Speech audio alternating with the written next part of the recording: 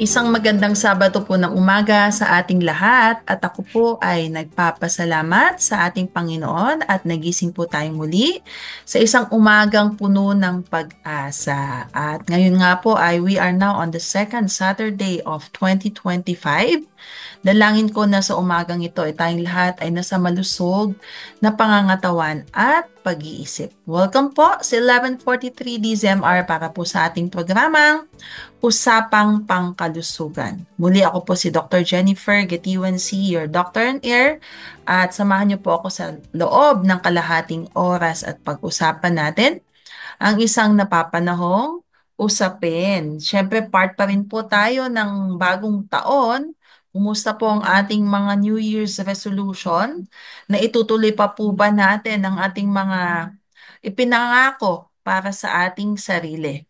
So, part still of our New Year program, no, ay etong how we should prioritize our health. Dahil nasabi natin nung nakaraang linggo, no, bulk of New Year's resolution has something to do with our health. So, maganda po na isa sa i-prioritize natin sa pangangalaga ng ating kalusugan ay itong tinatawag nating annual physical examination. So, pag sinabing annual physical examination, kasama po dito yung magpapa-appointment tayo sa ating doktor. So, this includes talking with your doctor about which screening you could consider po this year. Pwede po nating magandang umpisahan, no? Ang ating annual physical exam ay tuwing umpisa ng taon. Pwede natin gawin to 2 to 3 times a year, no? Umpisa, kalagitnaan, at patapos ng taon. Bakit po natin ginagawa ito? This is the best way to ensure that we are it's still in the right track pagdating sa ating kalusugan, no? So we set an annual physical exam or the wellness exam with our primary healthcare provider. So para ma-monitor po, no? At the same time magkaroon tayo ng mga screening recommendations na tailor fit para sa ating kalusugan, lalo na if we have a family history of mga chronic illnesses tulad ng diabetes, hypertension. Ayun. So big part po ng ating mga annual physical exam ay yung tinatawag po nating mga blood testing, no? So yun po ang ating pag-uusapan sa araw na ito, yung mga tinatawag nating blood testing. Bakit po natin pinapagawa ang mga blood tests, no? Blood tests are used to measure or look at cells, chemical proteins, or other substances sa ating dugo. Okay? So, misa tawag nila ay blood work. So, ito yung pinaka-common na procedure, no? Pagpupunta tayo sa mga laboratory for our regular check-up. So, ginagawa ito to help diagnose certain diseases and conditions, of course.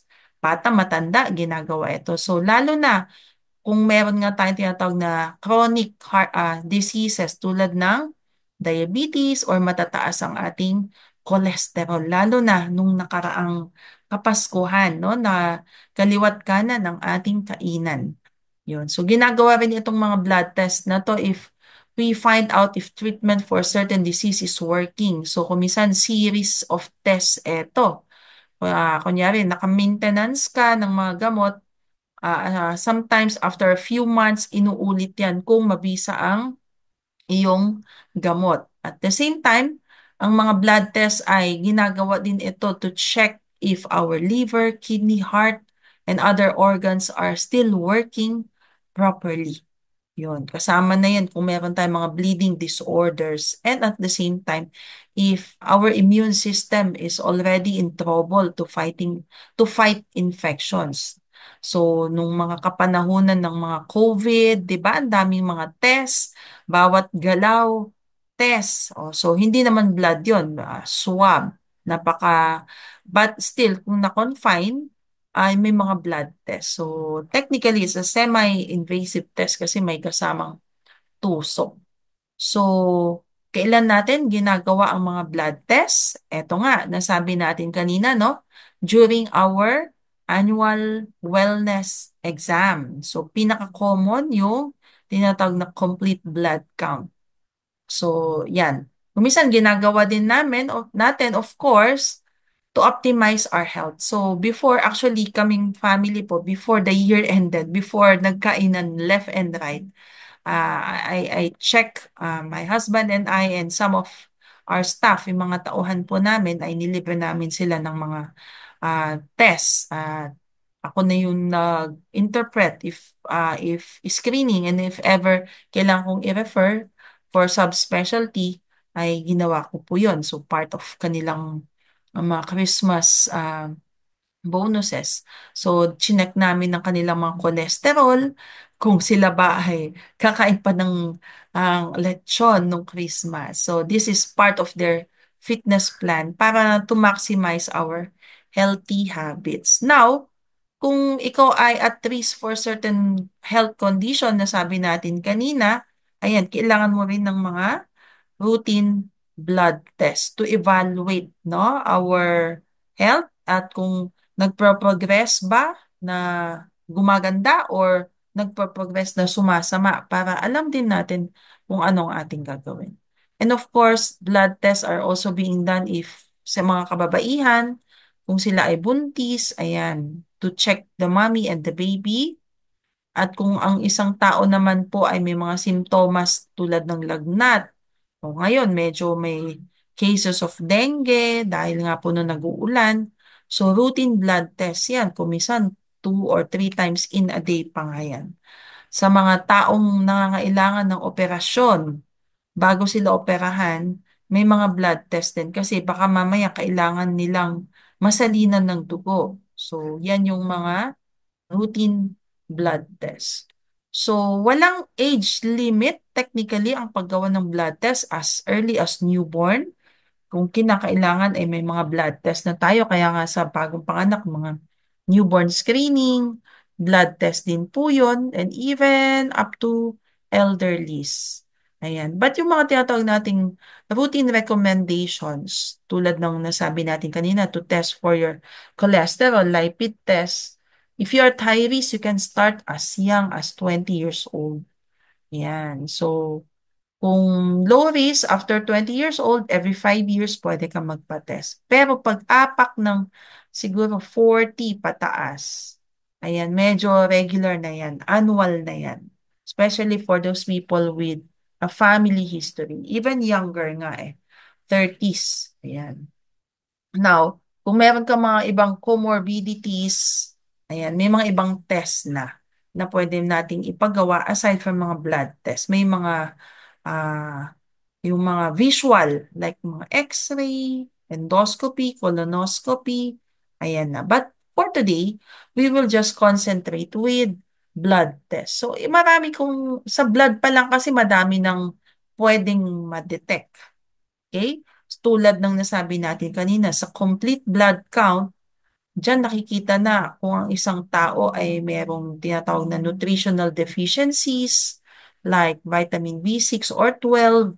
Ayan, pwede nang matitect sa CBC or the complete blood count. And very common, doon din na-detect yung tinatawag nating iron deficiency anemia.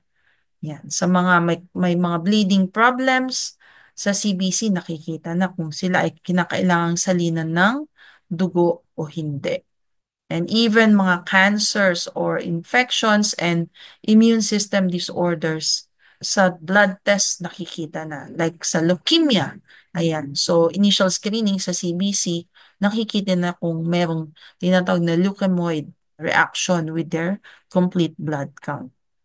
Sa blood test, meron din tayong tinatawag na Basic Metabolic Panel or the BMP na kung saan check yung mga level ng mga mineral sa ating katawan tulad ng calcium, sodium, potassium, bicarbonate, chloride, yan na check. Kasama na dun yung blood sugar sa ating katawan, blood urea, nitrogen, ito yung mga waste product ng ating katawan na dapat nating iniihi, no? Kung ito naiipon, so ibig sabihin, na-detect na dyan kung meron abnormality sa ating mga kidney function, sa ating blood sugar regulation, kung ikaw ay may diabetes, at kung ikaw ay may mga electrolyte imbalances. So, dyan nakikita sa tinatawag nating BMP or basic metabolic testing. No, nasabi natin kanina, no, yung lipid panel. Ayan. So, dito natetest yung tinatawag nating good and bad cholesterol. Ayan. Dahil meron tinatawag na good. So, yung good na yon may certain level na siya ay dapat mataas. At yung LDL na yan o yung bad cholesterol, ganun din. It has the certain level na hindi siya dapat tumaas dahil pag mataas itong bad cholesterol, ito po yung nagkukos ng pagbabara sa ating mga ugat-ugat. Ayan. At you are at risk of heart disease or heart attack and even stroke. So, sa pag-test na itong mga blood good and bad cholesterol, kadalasan ay kailangan nating mag-fast o hindi tayo muna pwedeng kumain sa loob ng at least 8 hours bago magawin ito. Dahil pag kumain tayo, medyo nagiging mali yung reading dahil baka ang nadedetect yung latest mong kinain. So, kailangan ma-digest, ma-store ang dapat ma-store, mailabas ang dapat mailabas. So, mas magiging reliable yung result ng ating blood test if we have underwent fasting bago ginagawa itong tinatawag nating lipid panel. Yeah. Meron din tayo tinatawag ng mga blood enzyme test na kung saan na i-check na agad if you are at the early stage of tinatawag nating heart attack dahil yung chemical na nandun sa heart muscle natin ay tumataas po din po yun. So, pag ikaw ay nasa umpisa at wala ka pang nararamdaman, so yan, nakikita na po yan at the same time, kung na-screen ng maaga, ay pwedeng gawan ng kaparaanan na ng technology, ng medicine, para ma-prevent etong heart attack sa atin. So, very, very useful or very helpful etong mga blood testing na ito, no? So, anong dapat nating i-expect pag ang isang tao ay nagpa-blood test? So, syempre, meron tayong tinatawag na medical technologies or yung phlebotomist. Siya yung kumukuha ng dugo, no? With the procedure called venipuncture kasi yung blood sample ay kukunin kadalasan sa vein, hindi sa artery. Mas masakit kasi yung artery, mas malalim. Yung ating vein ay yun po yung mas mababaw na ugat na mas dun kumukuha.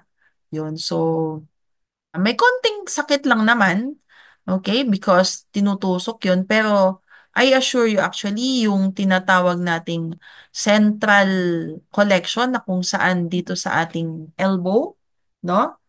Ay mas less ang kanyang sting o yung pain kumpara dun sa finger prick test. Ayan, dahil sa dulo ng ating mga daliri ay sensitive po yan sa pain sensation because God created that para hindi tayo ma-injure ng matindi.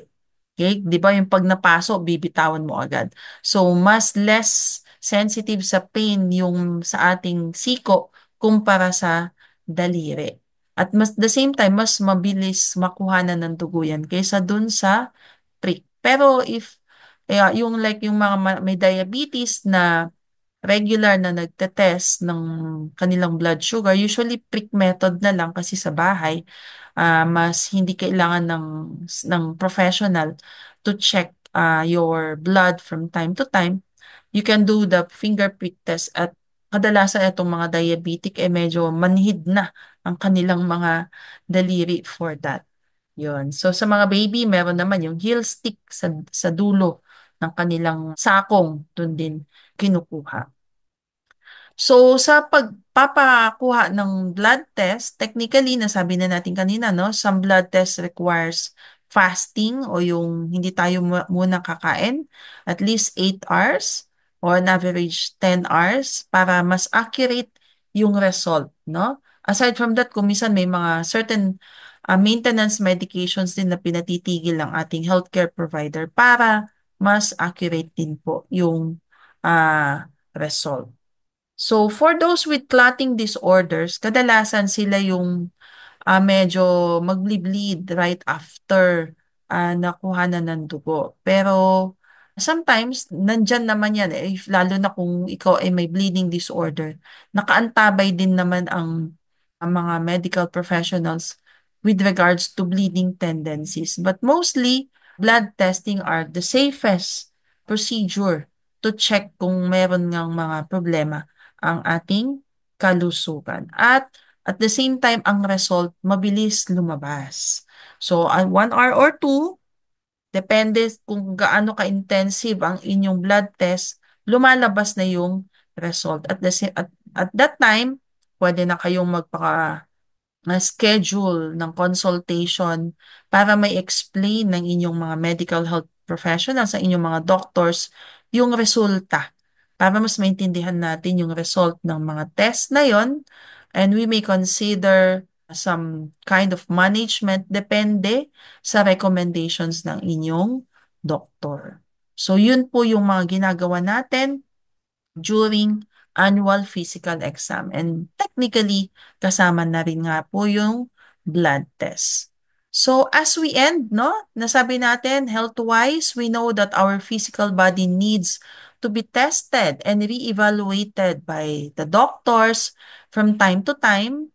Gaya ngayon, no, mas magandang umpisa natin ng taon na na-evaluate na natin ang ating kalusugan para alam natin kung saan tayo paroroon etong dadating na the whole 2025.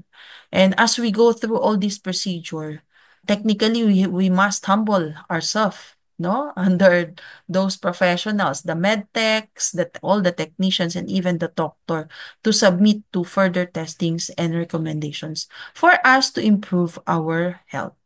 Now, spiritual wise, no, our spiritual health also goes through that kind of process. No, we can also come to our divine healer who can clean us from all of our impurities from the inside out. Sabi nga po sa Ephesians 1:7, for the blood of Christ, for by the blood of Christ we are set free. That is, our sins are forgiven. So this year, sa umpisa pa lang ng taon na to, we encourage every child of God to start the year with humility, pagpapakumbaba po, at tayo po ay talagang be willing to submit ourselves not just to the annual physical exam, but even our spiritual exam, spiritual evaluation through what you call prayer and fasting. Sabi nga sa 1 John chapter 1 verse 7 to 9, but if we walk in the light as He is in the light, we have fellowship with one another, and the blood of Jesus Christ, His Son, cleanses us from all sin. So, may sana po, no, yung the light of God's truth, no, will lovingly check us from our core being and cleanse us from all sin that impedes our spiritual health. So He lovingly check us with the truth of His word, ika nga. So as we seek our doctors, we also seek our great doctor through divine consultation with our great physician sa procedure na tinatawag na panalangin or prayer. So when we pray to God, it's talking and listening to God the way that we talk and listen to our doctors. So it's a conversation, two-way conversation with our loving God who very much wants to help us. So as we pray, we tell God how much we love Him and ask for His help. And we pray, we also tell God how thankful we are for everything that He has done for us. And as we seek His guidance through the Holy Spirit, we ask Him, no? We tell Him our worries, our needs, and ask Him to help us the way He wants us to. So, ganun, di ba? Sa doktor, ganun tayo. So, ganun din sana tayo sa Panginoon. Now, sabi natin kanina, nagfa-fast tayo when we go to physical check-up. So, when we go to our annual spiritual check-up, we also fast. No? Sabi, for the evaluation of our spiritual health. Kasi mas accurate yun. Ika nga. So, let go of the things that impedes us as we get an intimate time with the Lord. So when we fast, we choose to stop doing any activity na mababawasan na yung na na-enjoy natin ang presensya ng Panginoon. So, ano yung mga bagay na yon? Mas madalas pa din, syempre ano ba yung ginawa natin nung Kapaskuhan? Yung kain, 'di ba? So, pwede nating bawasan yan. We can go to different kinds of food fast like intermittent fast or full fast, liquid fast. It's up to you based on your medical condition. We can also do what you call object fast, like sa ating mga gadgets, TV, K-drama, Netflix, or movies. So anything na activity na mababawasan yung ating time with the Lord, no? Tanggalin natin yon and replace these activities with fruitful times with God through praying, through meditating His Word, and worshiping Him. Ayan. So, doon natin gagawin to. And we think about our actions. So, pagdating dito, so para na niya tayong sini-CT scan, ini-MRI, nakikita na yung mga ating mga impurities. So, because of that, we ask for His forgiveness and of course, we ask God to help us turn away from sin. So, we seek His answers to our questions as well and pray for His provisions. At the same time, pray for healing and victory and a deeper understanding of the Lord. So, sa ganitong procedure po, pinapakita natin ng ating dependence, ng ating kakulangan at siya ang pumupuno sa atin. It shows that God is more important than our activities and what sustains our physical body. So, this is part of our Christian life, much as like physical life, prayer and fasting dahil pinakita na ito ni Jesus, no? Nung siya ay nabubuhay, He fasted for 40 days dahil alam niya na kailangan niya ng spiritual strength to accomplish His ultimate purpose, no? Na iligtas ang sanglibutan. At the same time, sinundan niya ng kanyang mga early followers, no? Yung mga disciples niya and even sila Paul and Barnabas nung bago talaga sila lumabas at nag-preach, they fasted and prayed bago sila nagtrabaho. And of course, gagawin din natin yan because prayer and fasting shows our humility before God. Through these practices, we may look physically weak, but technically, we are really spiritually stronger and more prepared to do God's work for this year. It shows that we recognize our need for God, and it shows that we cannot do anything on our own. It shows how small and weak we are before God, but we have a big God who can do all those unimaginable things at tayo po ay gagamitin niya sa lahat ng pagkakataon. So that's it po for today sa ating programang Usapang Pangkalusugan. Nawa po sa sandaling panahon ay may inibigay po tayong linaw at mahalagang impormasyon tungkol po sa annual physical exam and even prayer and fasting sa araw na to. Dalangin ko po mamuhay tayo ng malusog sa ating katawan at sa ating kaisipan. So abangan niyo po muli ako sa susunod na Sabado dito lamang po sa 1143 DZMR, a proud member of KBP. Ating tandaan, ang ating kalusugan ay kayamanang di mapapantayan. Happy weekend po sa ating lahat!